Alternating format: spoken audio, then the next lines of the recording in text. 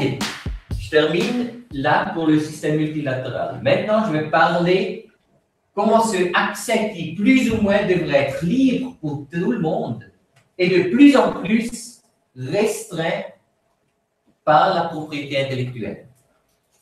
Et je vais commencer avec les brevets. Maintenant, peut-être vraiment pour commencer avec le brevet, qu'est-ce que c'est un brevet? Alors, un brevet, c'est un droit de propriété intellectuelle exclusif pour protéger les inventions. Le détenteur du brevet peut interdire l'utilisation de son invention par des tiers. Ça, c'est important. Alors, si j'ai un brevet, ce brevet ne me donne pas le droit d'utiliser l'invention.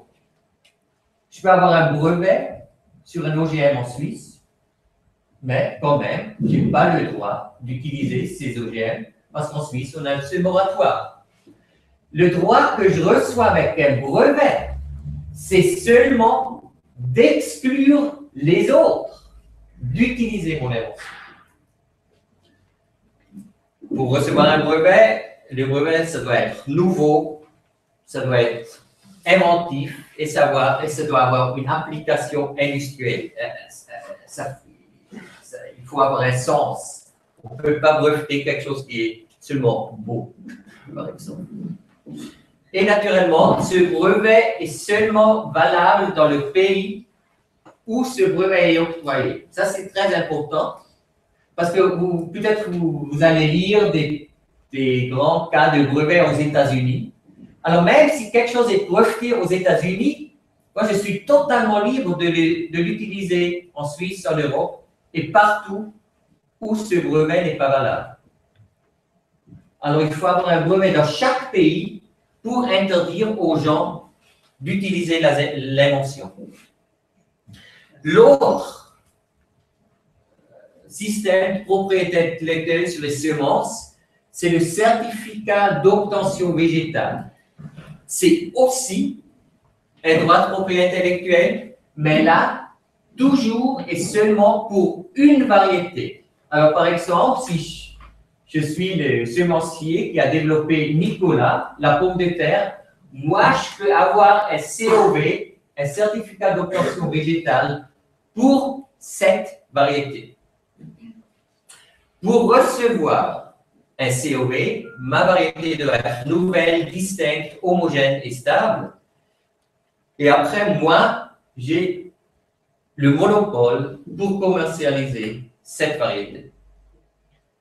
Maintenant, pour voir, là, j'ai mis, on a deux systèmes de propriété intellectuelle, les brevets, les variétés végétales, les COV. Et naturellement, les deux ont des impacts pour beaucoup de monde.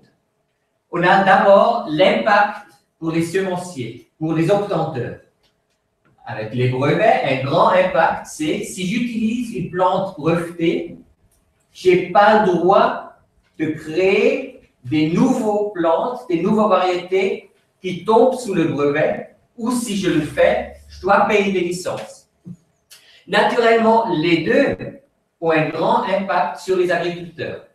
Alors, si une plante est brevetée ou si une variété est protégée avec un COV, les droits des agriculteurs de ressemer sont restreints. Par exemple, ils n'ont plus le droit de ressemer librement leur récolte dans le champ. Important, ça c'est valable pour les brevets et les COV. En Suisse, c'est exactement la même chose. Alors, pour les paysans, c'est n'importe si une plante est brevetée ou seulement protégée par un COV, leur droit de ressemer ou de ne pas ressemer, c'est le même. Mais naturellement, il y a aussi un impact pour les consommateurs, parce que si les paysans ont plus la possibilité de développer la diversité, si la concentration du marché est de plus en plus grave, les consommateurs auront moins de choix et sans doute les prix vont augmenter. Et naturellement, on a aussi un lien avec la biodiversité quand les paysans perdent leur droit de ressemer. Vous êtes encore avec moi? Oui? Alors, oui. Une précision sur le certificat d'obtention végétale, il est valable dans le monde entier celui-là, contrairement au brevet qui est valable uniquement là où il a été Non, déposé. c'est exactement la même chose. Il faut avoir reçu ce droit dans ce pays concret. Mais naturellement, Excusez-moi, oui, reçu de la part de qui? De l'obtenteur de le brevet? De celui qui tient le brevet? oui. Alors c'est celui-là qui a fait l'innovation qui a le brevet. Par exemple, Monsanto, Syngenta. Je vais encore parler, je vais encore expliquer plus en détail. Mais quand on dit par exemple que ce COV ou ce brevet est seulement valable dans ce pays, et peut-être on dit il est valable peut-être en Europe, mais, merci, mais peut-être pas dans des pays africains. C'est faux de penser qu'il n'y a pas d'impact pour les pays africains. Parce que, par exemple, si des agriculteurs, je ne sais pas, au Maroc, ont des tomates qu'ils veulent vendre en Suisse, ils ont aussi des problèmes avec ce COV. Parce que s'ils ont papier et les licences, celui qui a ce COV peut dire à la douane, stop, je voudrais mes licences. Ou celui-là qui a le brevet. Alors, ça peut avoir un impact aussi pour les gens en dehors où ce brevet ou COV n'est pas valable, s'ils veulent, par exemple, exporter des légumes ou des, je ne sais pas quoi, dans ce pays. Alors, comment on est arrivé dans ce problème, je dirais, qu'on a aujourd'hui? Je vais regarder l'heure. Alors, ce certificat d'obtention végétale, c'est une innovation il y a une 50 années, 61. C'était plutôt la France, l'Hollande, l'Allemagne qui ont créé ce qu'on dit aujourd'hui UPOV, l'Union pour la protection des obtentions végétales. Et il y a eu beaucoup d'actes d'UPOV qui se sont développés de plus en plus. Je dirais au commencement, ces COV étaient un monopole pour commercialiser les semences. Alors, si moi j'étais un obtenteur et lui était un obtenteur, je lui ai dit, toi, tu ne peux pas vendre mes semences, parce que c'est moi qui a créé cette variété. Mais aujourd'hui, ce n'est plus seulement un monopole de commercialisation de semences, c'est un monopole de production de semences.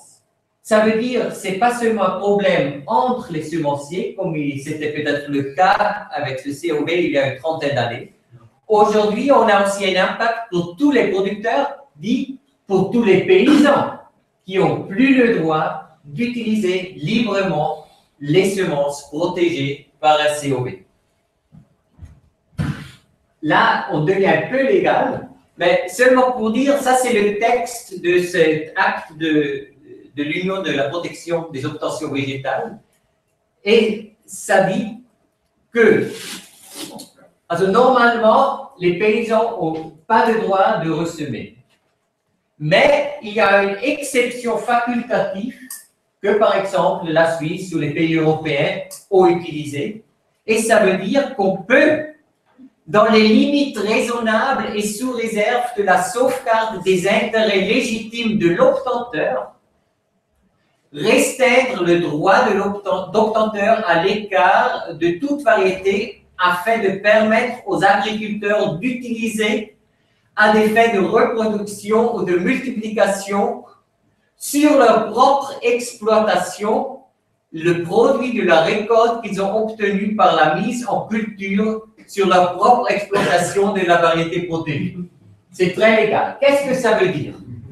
Ça veut dire, et c'est le cas en Europe aujourd'hui, les États ont la possibilité de donner le droit aux agriculteurs de faire la multiplication de ressemer.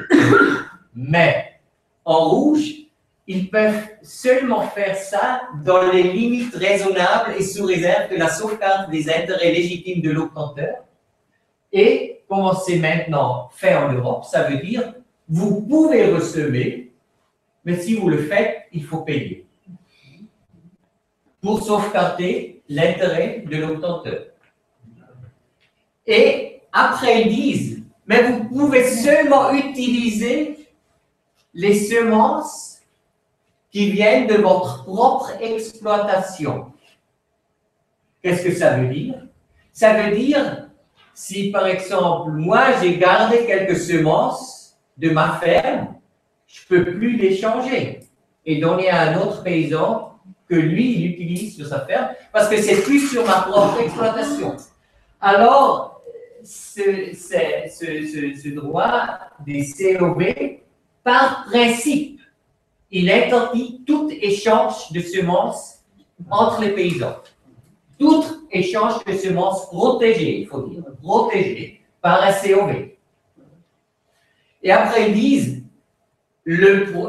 on peut seulement ressemer le produit de la récolte.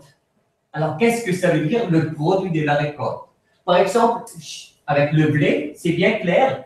Le blé, c'est le produit de la récolte et je mets les graines de blé dans la terre pour la prochaine saison.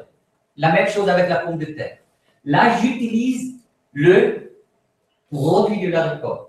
Mais par exemple, avec beaucoup de légumes, avec la carotte, je n'utilise pas la carotte pour ressemer. Ça ne marche pas. Ce n'est pas la graine qui va avoir une nouvelle carotte. Alors, ça veut dire que cette possibilité de ressemer n'est pas valable pour tous les fruits, pour presque tous les légumes, pour tous les, comment on dit, les baies, parce que dans tous ces cas, le paysan n'utilise pas le produit de la récolte pour la prochaine saison. Alors là, encore, par principe, c'est interdit quand une variété est protégée. Ah, pardon. Oui. C'est interdit, mais quand on plante dans les champs de vendre la marchandise, que si on plante pour notre propre... Alors, si vous vendez la marchandise, pas de problème. Là, c'est seulement si vous utilisez les semences pour ressemer la prochaine saison. Naturellement, si moi j'achète les semences... C'est pour moi, pas pour vendre, pour ma famille. Ok, là, c'est très clairement décrit dans cet acte et dans la jurisprudence. Là, l'utilisation privée et non commerciale est possible. Mais qu'est-ce que ça veut dire? Ça veut dire privé et non commercial. Et dans les matières de la Convention, ils disent, un exemple, c'est si un paysan a un jardin et tous les produits de ce jardin sont consommés par la famille qui habite dans sa maison. Alors, si j'invite ma grand-mère, je suis en dehors, parce que c'est plus privé, parce qu'elle n'habite pas dans ma maison. Alors là, ça c'est l'interprétation de Lupo. C'est très restreint, cette interprétation privée et non commerciale. Mais là, quand même, les pays ont des possibilités. Ça, j'ai chassé un peu. Maintenant, qu'est-ce qu'on a fait? Le problème aujourd'hui, c'est que ce système Lupo, ce système qu'on a développé en Europe avec les États-Unis pour la protection des variétés, c'était d'abord une idée européenne, mais aujourd'hui, de plus en plus, c'est exporté dans le tiers-monde. Par exemple, si les États-Unis, si l'Union européenne, ou même si la Suisse, fait des accords bilatéraux, ils disent, par exemple, avec le Maroc, OK, on va réduire les taxes pour les tomates qui viennent en Europe, mais vous, en même temps, vous devez changer votre loi sur la protection des obtentions végétales et vous deviez être membre de l'UPOF. Alors, il y a de plus en plus une pression des États industrialisés, de l'OECD, que cette loi qui a été développée, je dirais, pour une agriculture européenne, est exportée en Afrique, en Asie, en Amérique latine. Et par exemple, si les G8 font des dons pour des projets de développement, ils disent, on vous aide, mais d'abord, vous devez changer vos lois sur les semences. Parce que seulement si vous allez changer et si vous allez implémenter une loi en correspondance avec UPO, seulement si vous allez interdire aux vos paysans d'échanger des semences, seulement là, ça devient intéressant pour nos compagnies de rentrer dans votre marché et d'aider le développement de votre agriculture. Ça, c'est la pensée derrière cette exportation. Alors, ce qu'on a fait aujourd'hui à la déclaration de Berne, avec beaucoup de partenaires, on a développé, on a fait une étude d'impact sur les droits humains de ces lois de protection des semences. Qu'est-ce que ça veut dire pour le droit à l'alimentation si les paysans perdent ce droit de ressemer, d'échanger et de vendre des semences? Et on a fait des études des cas au Pérou, au Kenya et aux Philippines. Et je crois qu'on a très bien pu montrer que, naturellement, l'accès aux semences pour beaucoup de paysans devient beaucoup plus difficile. Parce que, vous voyez, en Suisse, par exemple, presque tous les paysans, l'accès aux semences, c'est par le marché. En Suisse, on a à peu près entre 5 et 10% encore des semences de ferme chez le blé, et peut-être 30% avec les pommes de terre, alors qu'on réutilise. Mais en Afrique, c'est souvent entre 90 et 100% que l'accès aux semences est par l'échange, par des marchés locaux, par des semences des autres paysans. Et si on détruit ce système informel, l'impact sera très grand parce que l'accès devient plus difficile, le prix sera plus cher. Et par exemple, on a vu que beaucoup de paysans, ils gagnent un peu d'argent quand ils vendent des semences sur le marché local. Et s'ils n'ont plus cette possibilité, ils vont perdre, ils vont avoir moins d'argent au fin de la semaine. Il faut un peu regarder le temps. Je vais continuer avec le brevet. C'est encore bien? Ok, aïe. Ok, il faut faire un peu vite. Il faut faire un peu vite. Alors, le brevet, beaucoup de monde va dire, mais c'est pas possible qu'une plante peut être brevetée. Mais c'est possible, ça fait longtemps. Ok, on avait d'abord une convention sur le brevet en Europe où la Suisse est membre. Alors, ça n'a rien à faire avec l'Union européenne. C'est un accord multilatéral européen, mais avec, je ne sais pas, la Suisse, l'Islande, Norvège et tous les pays de la communauté européenne. Et donc, on a cette convention, et là, c'est décrit qu'est-ce que c'est brevetable. Et là, l'article 53 de cette convention dit pas brevetables sont les variétés variétales ou les races animales. Végétales, merci. Les variétés végétales ou les races animales, ainsi que les procédés essentiellement biologiques. On a utilisé exactement le même article dans notre loi nationale suisse. Et en 1976, le Conseil fédéral a expliqué qu'est-ce que ça veut dire si on dit les variétés végétales ne sont pas brevetables. Dans ce temps, notre Conseil fédéral a dit ça veut dire il ne peut pas être breveté dans le domaine des plantes et des animaux, la créature elle-même. Maintenant, ça s'est développé dans les dernières années. Je vais plus loin. Et on a fait cette directive dans la Union européenne. Ils ont dit la même chose. Pas brevetables, les variétés végétales. Mais ils ont allé un peu plus loin et ils ont dit, OK, mais les inventions portant sur des végétaux ou des animaux sont brevetables si la faisabilité technique de l'invention n'est pas limitée à une variété végétale ou à une race animale. Qu'est-ce que ça veut dire? Parce qu'au commencement, on pensait que les plantes ne sont pas brevetables. Et maintenant, en Europe, on dit tout d'un coup, OK, on a écrit dans la loi, pas brevetable les variétés végétales. Et maintenant, l'interprétation nouveau, c'est, OK, si je veux avoir un brevet sur Nicolas, sur une variété, je ne vais pas le recevoir.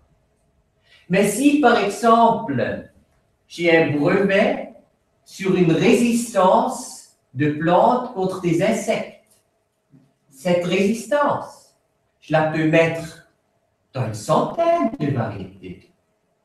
Alors, l'invention n'est pas restreinte à une variété, mais je peux l'utiliser pour beaucoup de variétés, et pour ça, c'est brevetable. Alors, si une invention n'est pas pour une variété, mais pour une centaine de variétés, ça devient brevetable. C'est un peu bizarre, mais c'est... Maintenant, qu'est-ce que s'est passé dans les dernières années? Il y a une dizaine d'années, quand on avait cette nouvelle loi, on a surtout breveté les OGM et ces procédés techniques microbiologiques. Dans les dernières années, ça, là, vous voyez les brevets sur les plantes en Europe. Vous voyez là, le grand pic, c'est à peu près dans l'an 2000. C'est important, la ligne bleue, c'est les, comment on dit, les demandes d'application, les demandes de brevets. Et la ligne rouge, ce sont les brevets qui ont été donnés, qui ont été octroyés. Alors d'abord, c'est intéressant, c'est déjà pas mal, parce que vous voyez, beaucoup de demandes de brevets sont nulles. Hein? Plus que 50% sont nulles, mais quand même, on a de plus en plus de plantes, surtout des plantes OGM brevetées. Mais maintenant, dans les dernières années, ça commence peut-être dans l'année 2003 et ça augmente très vite, on a de plus en plus de brevets sur des plantes conventionnelles. Des plantes qui ont été le résultat d'un croisement, d'une sélection, ce qu'au font tous les obtenteurs. Et ça, c'est nouveau, et ça, pour nous, ça, c'est encore un plus grand problème. Et pourquoi on a fait ça? Et là, ça c'est... Je ne sais pas si vous pouvez peut-être pas lire. Ça, c'est ce que Monsanto a écrit dans son brevet. Dans un brevet, je crois que c'était un brevet de soja. Et il a dit que la fréquence de réussite d'améliorer les plantes transgénétiquement est faible, du fait d'un certain nombre de facteurs, de la faible prédictibilité. Et Saint-Jean dit que parce que beaucoup de problèmes agricoles, ils ne sont pas liés à un gène, c'est beaucoup plus complexe. Et là, le génie génétique peut être même pas une solution, et le système conventionnel de croisement et sélection peut être soutenu par des marqueurs. En anglais, on dit marker assisted breeding.